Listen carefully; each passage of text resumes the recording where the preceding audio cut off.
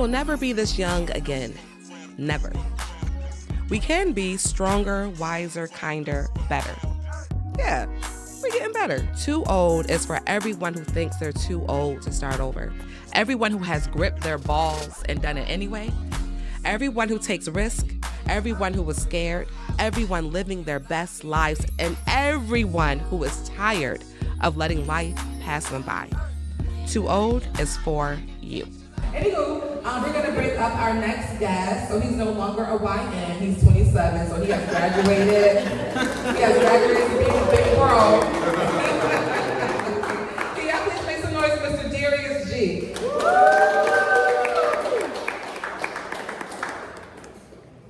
And these bitches, although they're beautiful and they have poetry written on them, you guys can actually sit down. It makes me nervous when people with locks stand up. You about to start a mosh pit or a fight. Alrighty. So, okay. So I have to do the little intro again. Okay. So act like I haven't heard it. Okay. We'll never be this young again. Never. We are getting wiser, kinder, better. How? Change. Change hurts, but it can also be good. Too old is for everyone who thinks they're too old to start over. Everyone who has gripped their balls and done it anyway. Everyone who was scared. Everyone who takes risks. Everyone who was living their best lives. And everyone who is tired of letting life pass them by. Too old is for you. And today, we have one of my faves, Mr. Darius G. Okay.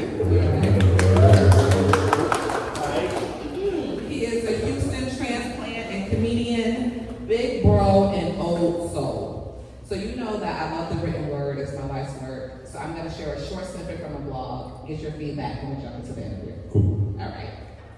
I come back to my place at the bar. Nerves churn now in my tummy. I lean into the sensation, this precursor to fight or flight. I close my eyes, focus only on the back of my eyelids. I pray, Lord, thank you for allowing me to have fun on stage tonight. Anything stand out to you? Sorry. They was at the bar. They was drinking. It sounded like getting ready to say a prayer after a long night of drinking after they done got back home. Oh, okay. Or getting ready to go on stage. Yeah. Okay. Yeah. Do you remember the first time you performed comedy? Yes. In my homeboy backyard. Yeah. Okay. I mean, you can't just leave it there and pick me up. So, when I first started, this was like in 2020, and one of my best friends, we used to always talk about it. And so one day they had a house party and brought out the cameras and had a little fire out there and he was asking me to tell some jokes, and that's how it started. And then I did my first actual comedy set at this place in Florida, St. Pete, called Coconuts Comedy Club. We drove 4 hours to do a 5-minute open mic. 4 hours, and then here I am. All right. So going back to your homeboy's backyard, did you know they were going to do that, or it was kind of scary? We planned it, but it was I still get them that's like butterflies to this day thinking about it, because it was so natural, it was so real, you know what I'm saying? No ticket sales, no kickback, none of that crazy stuff, just like raw comedy, just trying to, jumpstart something that, we don't really know if it's gonna work out or whatnot, so it's a good experience. So then your homeboy setting that up for you, you had like support. Mm-hmm. Okay, how did that come to be? So I've always been funny, right? Like I was I was always kind of funny. I feel like in high school I was class clown. I was always just a funny person, and I never translated it to doing stand-up comedy until one day we were just the same thing talking, and then this girl, she was listening. I was telling the story. She's like, "Oh my God, you're so funny. You should do stand-up comedy." And I was like, "Damn, I never thought of that shit." And then it was back up. Did you fuck this girl? No, that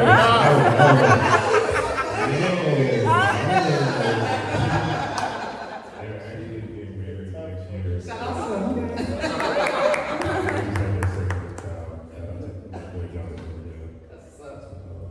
But no, I didn't fuck it. So now it's been how long since you've been doing stand-up? So I started in 2020.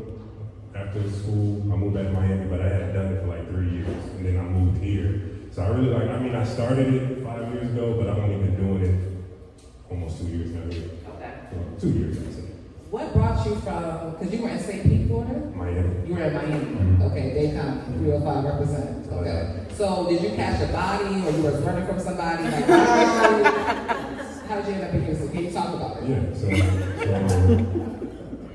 didn't catch a body. I was dating this girl for a very long time, and she was living here already. And I don't know, I thought me and her was just gonna work out. So I was 25, so I was at the point where I was just kind of ready to get out the house. I was tired of living in my grandma's house. You know what I'm saying? I'm a grown man. I feel not grown, but I'm old enough. So she kind of convinced me. But when I moved, I got my own shit though. I ain't moving for her. I got my own shit. And then thank God because we didn't work out. And then the same friend who we did the backyard with, he came up to visit. Well, his son, Jonathan. His name is Nathan. But Nate, he drove up with me to bring my dog back, and then we went to Axelrad. And that's how I started doing comedy. Okay, so you did the 1 minute mic on Sundays? Mm-hmm. Okay. Mm-hmm. They was doing like, Jeff used to do this thing where he was like, I give somebody in the crowd a free drink ticket to come tell a joke, and then I was literally at the bar, and right when I came back up, my mom was like, oh my God, Darius, you do it. And then here we go. What I love about hearing this story is the amount of, obviously you put yourself out there, right? You did the stand up in the backyard. You drove for 4 hours for your first open mic. But every step of the way, you had people around you. Yeah, God is really good because even like, not even just in the comedy scene, but there's even like my homeboys in my life for real. I have some really, really, really good friends. Some people that really care about things that I do, and that's always, positive. And I'm not around a lot of yes men either. You know what I'm saying? I got people that be like, nah, that shit ain't funny. But those are people like, that's not really easy. You know what I'm saying? So I've always been pretty blessed. And then I think me being a good person too, that energy kind of rub off on people. So that's why I've been so blessed. That's a fact. Darius is blessed, and you're also a blessing. Can we clap it up for him? Because really, I done adopted Darius. I'm like, I'm from Florida because of this nigga. So being a transplant, right? So you came for a relationship that didn't work out. Is it because you got here and you saw all the Houston booties? Like, you always do be that? No. It wasn't even that. It was just like, I think me and her, we started dating in 9th grade. We had dated for a long time, and then people grow apart. And that's what I kind of realized. And I was okay. I was fine with that. Like I was really okay with that at a certain point. And me and her still friends. We still cool and whatnot. But God bless him for getting here. Yeah. But I always think too, like I always look at the bigger picture. I think it was just God's plan for me to come here and do comedy anyways. It's just that situation forced me to leave home and whatnot. But I think either way it goes, I would have ended up getting back into comedy. So that all worked out. Any advice for other transplants? Do it. Don't take the risk. You know what I'm saying? Like I got a lot of people at home that say like, damn, man, you really, when are you coming back? And I'm like, coming back.